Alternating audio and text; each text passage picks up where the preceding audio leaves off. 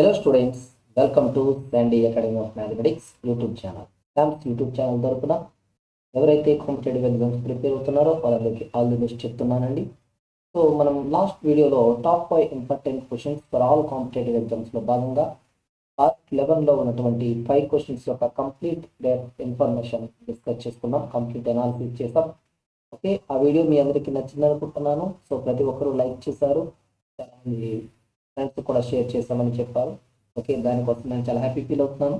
So ఎలా అయితే last వీడియోని మీరు వాచ్ చేస్తారో అలాగే ఈ వీడియోని కూడా ఫుల్గా కంప్లీట్గా వాచ్ చేయండి. మీకు నచ్చితే లైక్ చేయండి, మీ ఫ్రెండ్స్ అందరికీ షేర్ చేయండి. ఇంకా మన ఛానల్ ఎవరైతే సబ్స్క్రైబ్ చేసుకోలేదో వాళ్ళు వెంటనే సబ్స్క్రైబ్ చేసుకోండి. ఓకేనా? సో డిలే చేయకుండా మనం వీడియోని స్టార్ట్ చేసేద్దాం. సో ఫస్ట్ క్వశ్చన్ చూడండి. Select the most appropriate meaning of the highlighted video. The actor's data is just a chip of the old block. Also, the dreary, similar to one's parent in behavior, getting to the enemy's territory, chip of the edges.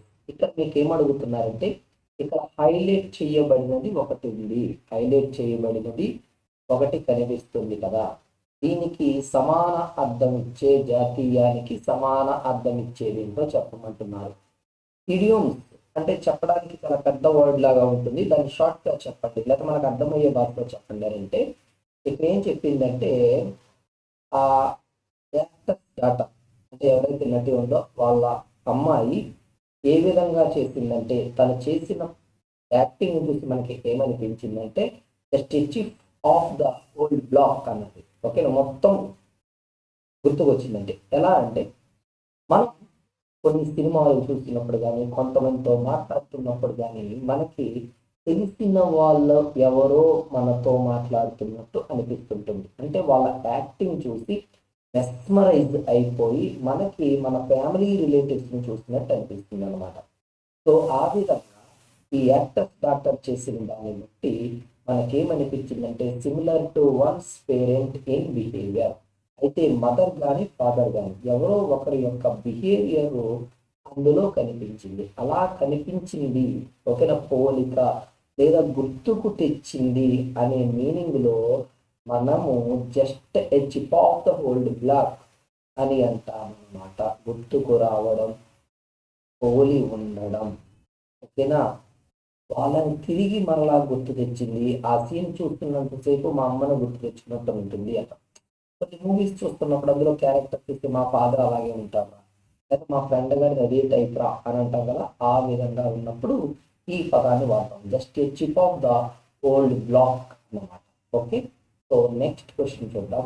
Which of the following numbers will replace the question mark in the given series అంటున్నారు. 7, 7, 9, 27, 31, 155 question mark.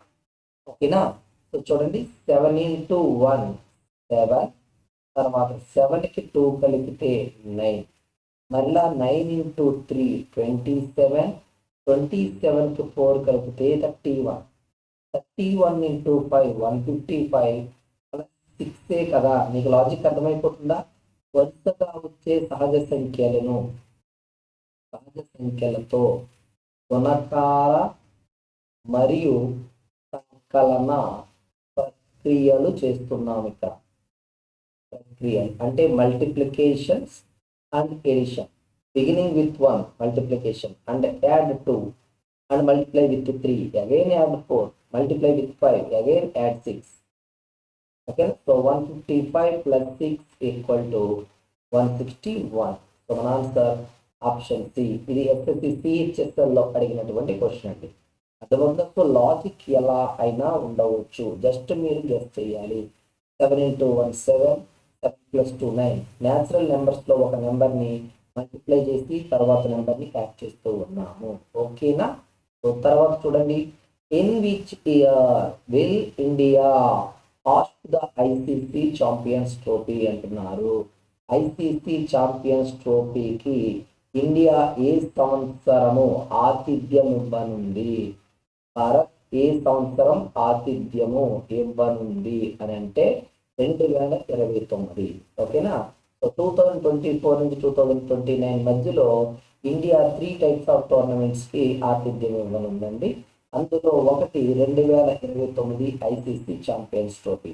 So 2025కి మనకు తెలిసిందే పాకిస్తాన్ ఆతిథ్యం ఇచ్చింది. ఓకేనా. So అందులో భారత్ విన్నర్గా కూడా వచ్చింది, New Zealand రన్నర్గా కూడా గెలిచింది. అవి మీకు తెలుసు. ఓకేనా. సో ఇది ఒకటి గుర్తుపెట్టుకో. తర్వాత కాలము పని. A is 3 times as fast as B and is therefore able to complete in work 32 days lesser than B.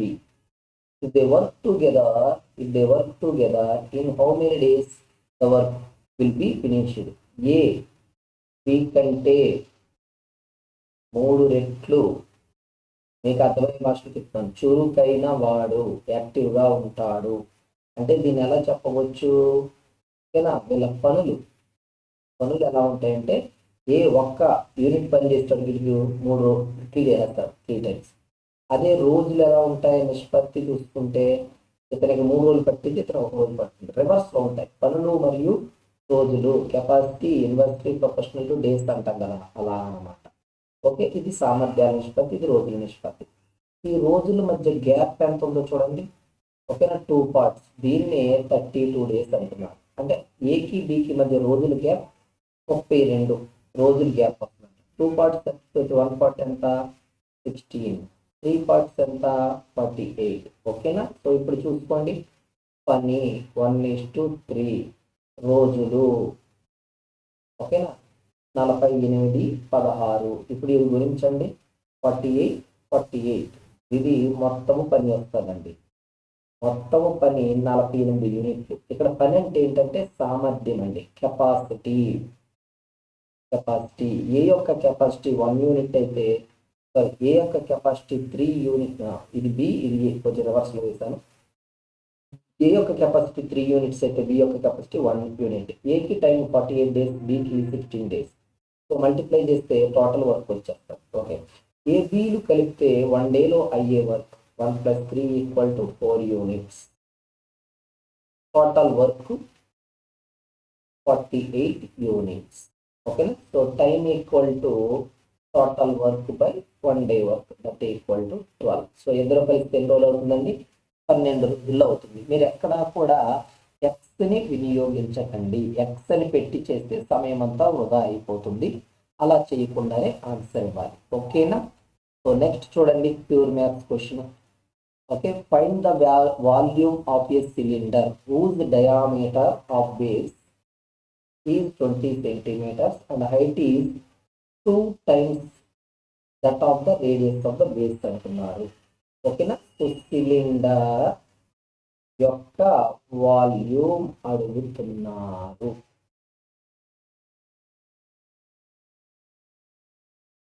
ఓకేనా. ఇది రేడియస్, ఇది హైట్. ఓకేనా. సో వాల్యూమ్ ఆఫ్ సిలిండర్ సూత్రం ఏంటి? 5r²h. అయితే ఇక్కడ లింక్ ఏమి ఇచ్చారంటే h = 2 times of r అంట. డయామీటర్ వచ్చి 20 సెంటీమీటర్స్ అంట. డయామీటర్ 20 సెంటీమీటర్స్ అంటే h = d అనా, ఇది 2r అంతే కదా. సో d = 20 అంటున్నారు. సో r అంటే dలో సగం, ఇదేమో 20. ఓకే. డైరెక్ట్గా పెట్టి 5 × r 10² h 20. ఇదిగోండి డయామీటర్ 20 అని చెప్పాడండి, వ్యాసము. రేడియస్ అంటే డయామీటర్లో సగమే కదా, 10. హెచ్ ఏమన్నాడు? దీనికి 2 times అన్నాడు, 20. సో డైరెక్ట్గా చూడు 5 × 100 × 20. సో టోటల్ మల్టిప్లై చేస్తే 2005 అనమాట. సో వాల్యూమ్ ఎంత అండి? 2005. దట్ ఈజ్ ఆప్షన్ డి అనమాట. ఓకేనా స్టూడెంట్స్. ఇది టోటల్గా ఆల్ కాంపిటేటివ్ ఎగ్జామ్స్లోని టాప్ 5 ఇంపార్టెంట్ క్వశ్చన్ సిరీస్లో పార్ట్ 12లో ఉన్నటువంటి 5 క్వశ్చన్స్ యొక్క కంప్లీట్ ఇన్ఫర్మేషన్. ఓకేనా. సో ఈ వీడియో మీకు నచ్చితే లైక్ చేయండి, మీ ఫ్రెండ్స్ అందరికీ షేర్ చేయండి. నెక్స్ట్ వీడియోలో మరొక టాప్ 5 క్వశ్చన్స్తో మళ్ళీ మీ ముందర ఉంటారు. అప్పటి వరకు థ్యాంక్ యూ.